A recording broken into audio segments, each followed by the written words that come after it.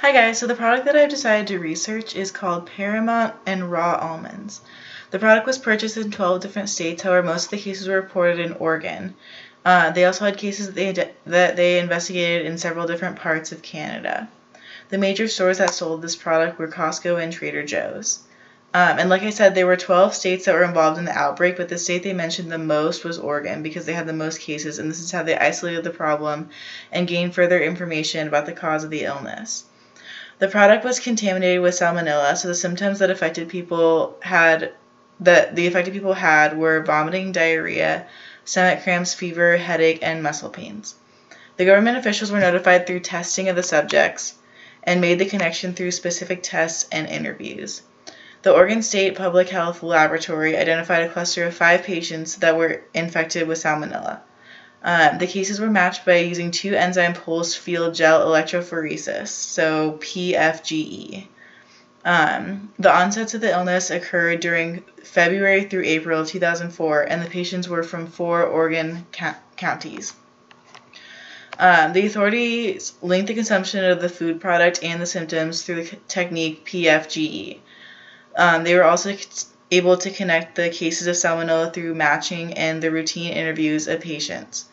However, the routine interviews of patients did not reveal the culprit immediately. However, through further interviewing and questioning involving 400 plus foods and their shopping items, they finally determined the cause of the illness. Salmonella was isolated from 1 environmental sample from the Paramount company and 2 samples from the Holler shellers. The handling practices were at fault, where the almonds were highly exposed to the soil, which was contaminated with salmonella. The growers must have accidentally exposed the almonds to the soil after they were harvested, which inevitably caused the contamination. In order to avoid this outbreak, it would have been better if the handlers would have been more careful about not exposing the product to the contaminated soil. As a result of this outbreak, 7 people were hospitalized, and 29 total people were infected with salmonella from this product. And Costco, one of the distributors of this product, had to mail 1,107,552 letters to members known to have purchased the recalled product. The almonds were also shipped internationally to France, Italy, Japan, Korea, Malaysia, Mexico, Taiwan, and the UK.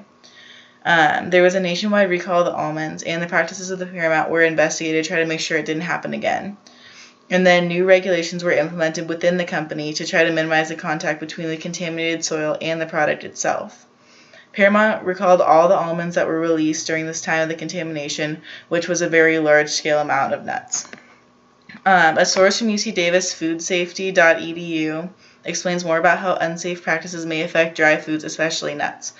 They go into the unsafe practices that commonly cause serious illnesses such as salmonella, and the new practices being put in place to prevent further outbreaks of these illnesses. Another source that I found was a source from foodprotection.org. It talks about how an outbreak could happen and how bacteria could be retained in dry foods, especially different types of nuts. They also explain the characteristics of nuts and how bacteria can easily be retained in this type of product based on the overall composition of the product. And then in order to minimize the number of people affected by this contaminated food source, the company could have tried to act more quickly when they found out that people were getting sick in a specific area of the United States, like Oregon. The people were reportedly getting sick within a 3-month period before the authorities decided to start investigating the cause of the illness. They could have also issued a more widespread recall of the food because they said in the article that the almonds were shipped to several different states and there wasn't a recall until months after it was a problem. So in conclusion, it's really important for the companies to make sure that the food they're releasing had proper testing before and make sure they have safe practices implemented. And it's really important for the government to investigate these cases before they become a really big issue for a lot of people nationwide. And also, the sources are really helpful for people to learn more about what they can do to prevent food safety illnesses such as salmonella, which are really common in the United States these days. Thanks.